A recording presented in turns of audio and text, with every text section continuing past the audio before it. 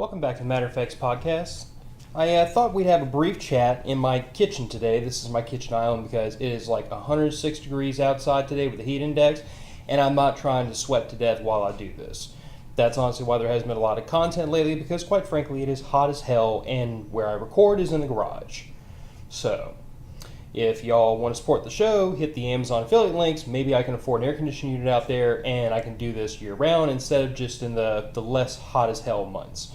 But in any case, I want to have a brief talk today about why I prefer double action, single action, hammer fired guns for pretty much any kind of use. In this instance, home defense and concealed carry. Now, I've often said that just to show that we're clear all the way around, we don't get the range officer Nazis jumping down our throats about anything. I've always said that I feel like these guns give you a lot of different options as far as how to carry. In this case, this is my Canik C100, and it has a manual safety, which you can see right there, gives you the ability to carry this gun cocked and locked, like a 1911, treat it like a single action if you want, but now you have double strike capability, meaning if you drop the hammer, fail to fire a round, pull the trigger again, you're going to get the round fired. The only criticism I've had in the past about this particular setup, being a DAS8 with a manual safety, is that unlike, this is my CZ-P09, this one's currently set up with the decocker. So all you have to do is thumb this lever down and it drops the hammer down at a half-cock notch.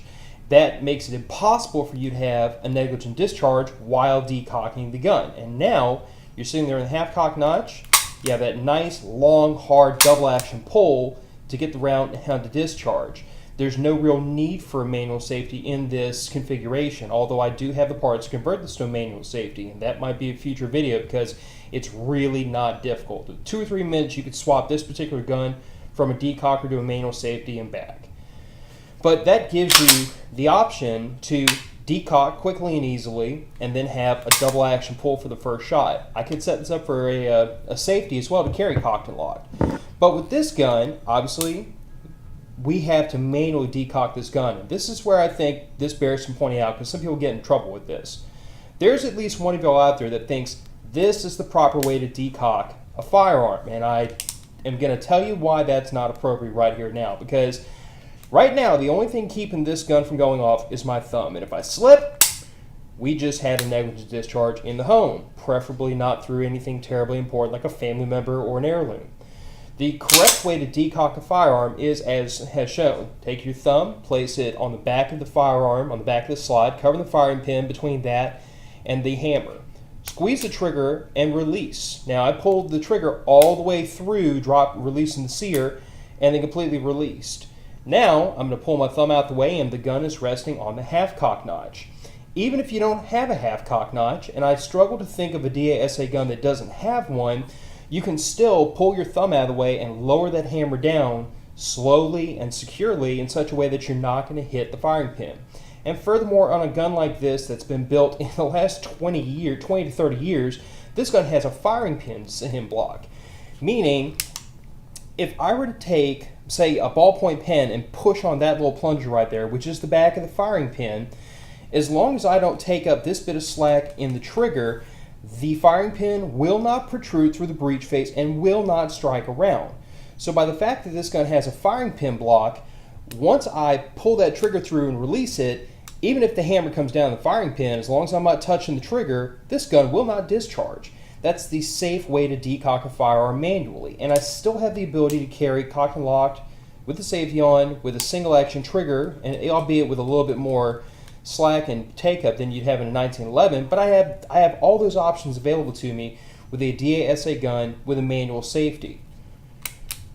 Alternatively, I can set up my DASA gun with a decocker, so that's all it takes to decock that gun. And now I'm sitting there with that long, heavy double action trigger pull that you're never going to do accidentally.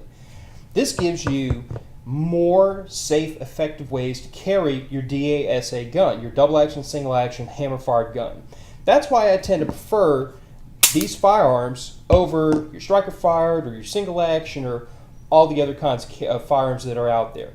These are my preference. If you have a firearm set with a decocker, then there's a proper way to use it and carry it. If you have one equipped with a manual safety, you have to manually decock it if you choose to decock it. But no matter what, this class of firearms gives you a lot of versatility and a lot of different, equally appropriate ways to carry the firearm safely.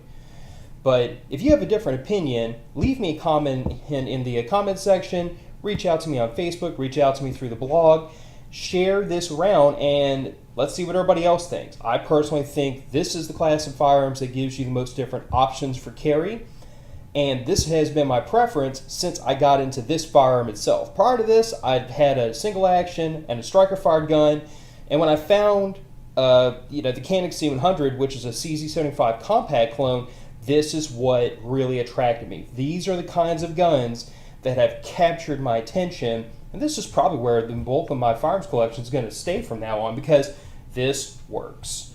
But leave me the comments, leave me the feedback, and hopefully I'll talk to y'all next time as soon as it cools down a little bit.